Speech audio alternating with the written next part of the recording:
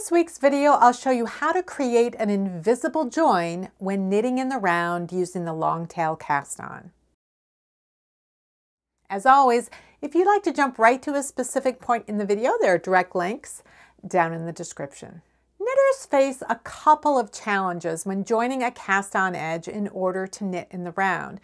There's a jog or gap in the edge between the last cast on stitch and the first cast on stitch, because when you knit in the round, you're actually knitting a spiral. In addition to dealing with the jog, you have a yarn tail to weave in, and you may find that the continuity of the edge across the join is often disrupted. Today, I will briefly show you the most commonly suggested techniques for dealing with the cast-on jog, and then I'll demonstrate in detail the combination of 3 tricks I use to produce a jogless join that also maintains the continuity of the edge across the join while I weave in the yarn tail. So in this case, rather than casting on 88 stitches, I have casted on 89 stitches. So then what you do is you transfer this last stitch to the left-hand needle,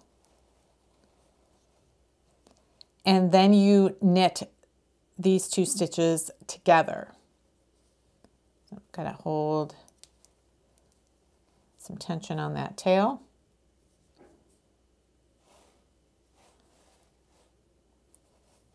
And then those 2 stitches are knit together. So if you use the slip knot to start with, you can see that slip knot is right here, and here is the original cast on tail. So the trick then is to weave in this tail and maintain the pattern continuity. So you do that by slipping the first cast on stitch to the right hand needle, and then passing the last cast on stitch off of this needle, but keeping it on the left hand needle. And at this point, then you begin knitting that stitch first, and then continue on however you need to work the round. So in this case, again, you have the yarn tail over here, and you again have that knot in the way. It's hard to find a way to weave this in so that that slip knot is not going to remain showing.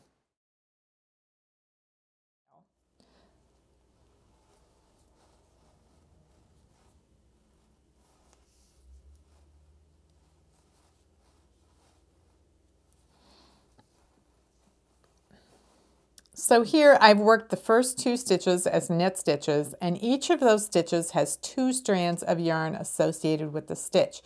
You then have to remember on the following round to work those 2 strands together as if they were each 1 strand. So you work them together, those 2 strands, as 1 stitch in each case.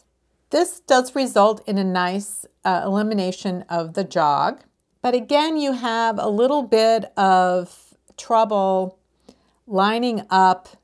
You're going to have a little bit of trouble weaving in this tail so that it looks really consistent with the rest of the edge, and also so that that slip knot is not obvious.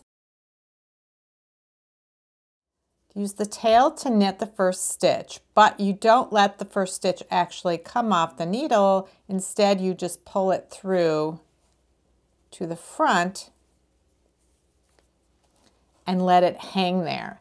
Now you actually begin knitting in the round. So you may have to hold on to that tail a little bit. You can always pull it again later, but you now knit this round as it is. And this is a pretty good result. You've minimized the jog, and when you weave in the yarn tail, it's already coming across out the front, and you can cross it in front of that slip knot as you get it out of the way and weave it into the back of the work. So in my opinion, this is, if you were using the long tail cast on with a slip knot, this may be the best of the 4 solutions.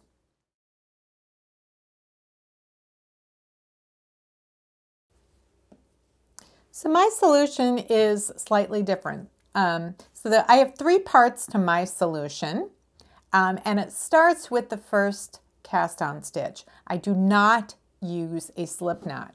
Instead, I take the tail and I drape it over my index finger and thumb so that the tail hangs in front. Now obviously I need a tail long enough to create the entire cast on, but this is the initial starting position, is with the tail over the front of the thumb.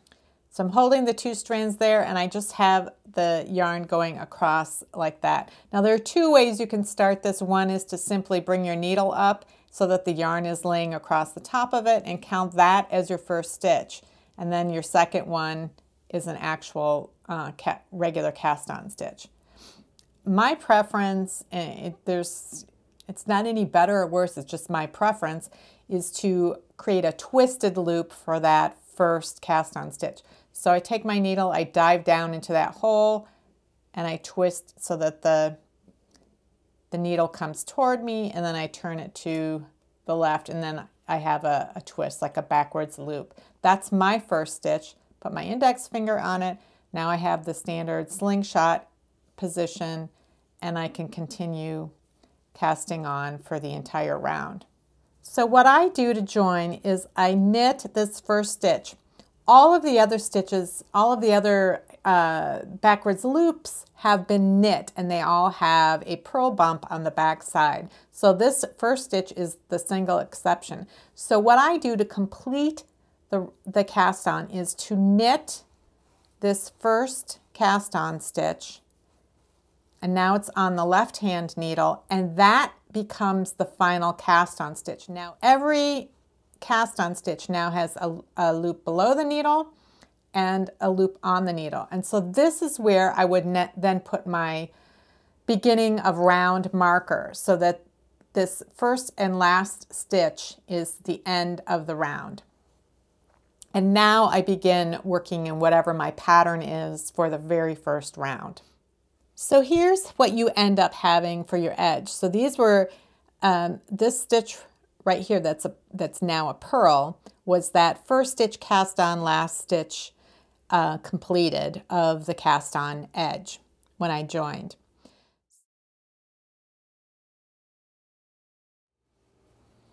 So in order to weave in the ends, what you do is you thread your yarn tail, and then you look for that first loop that was the original cast on. So it's going to be a stitch that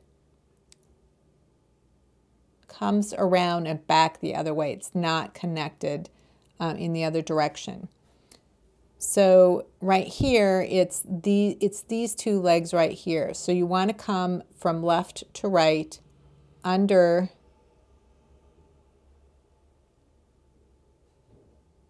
both of those strands.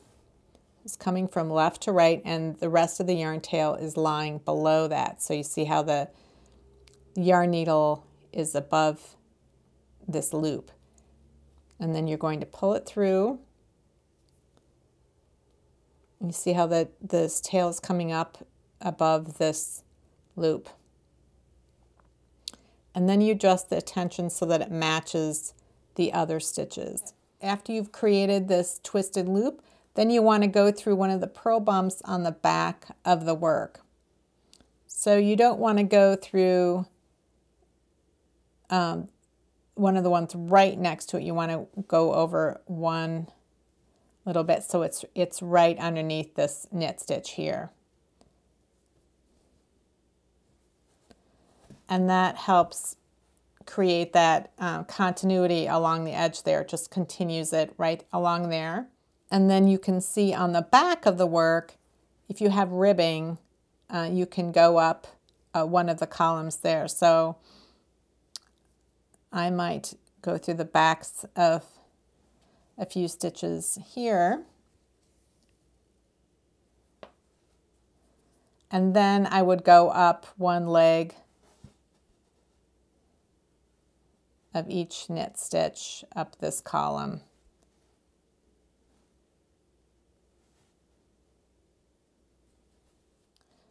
So you can go up one leg of a knit stitch, and then you can come behind 2 legs of the knit stitch, and then you can go back down that column of knit stitches for a couple stitches. You don't want to go all the way to the edge because you don't want the tail to show. And that creates a very nice finished edge for a long tail cast on. You might find my 3-trick technique to be a bit too fussy for your taste, but if you aren't happy with the method for joining in the round that you currently used, you may have seen another option that would work better for you and your knitting. If you have any comments or questions about today's video or suggestions about videos you'd like to see in the future, you can leave those down in the comments below. Or you can join the discussion in my Ravelry group, Rocks, and there's a link to that down in the description below. If you'd like to see my other videos related to casting on, there's a playlist up here, or you can watch this video down here, which YouTube thinks you might enjoy. And if you'd like to subscribe to my channel, you can click on my face over here. Thanks for watching, and I'll see you next week.